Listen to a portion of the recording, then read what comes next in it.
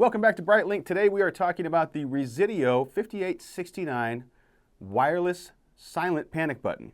This panic button would be used under a desk or a table or a checkout counter. And this panic button I like a lot because it's dependable, it's wireless, so you can pretty much put it everywhere, and it has a wide use of applications. Okay, let's take a look at the Resideo 5869 panic button. This might be mounted on a wall or under a desk or someplace where you would need to have a panic button near you. To use this panic button, you would simply take your finger and enter it into this red slot here and pull on the panic button. In doing that, that locks it into a panic state, which is shown here by this red marker, and it sends the signal to the alarm panel that you need emergency services, whether that be a silent panic button, like a duress panic button, or an audible police panic button.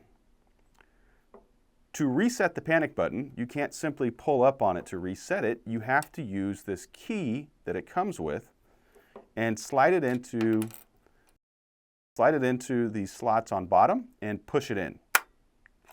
That will reset your panic button.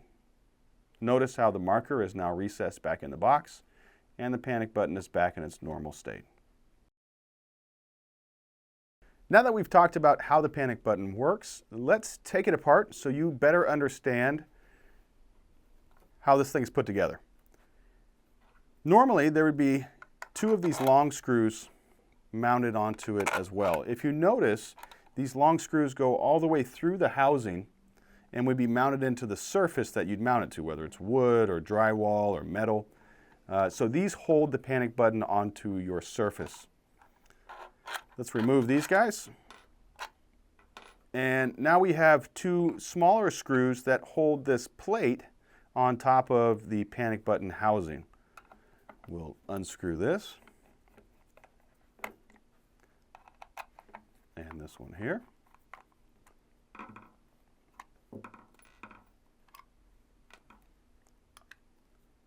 That guy comes off, revealing our transmitter board as well as antenna and our battery. The battery that this panic button runs on is a 3-volt 123A lithium-ion battery. It is marked on here what side is positive. We have our panic switch and relay, as well as a tamper for the base cover and the bottom base. Thanks for staying with us to the end of the video. This was a quick one just for a quick product tutorial on the Resideo 5869. This was kind of a special request from a customer of ours. Make sure to like and subscribe for more videos and stay tuned for the next one. We'll catch you next time.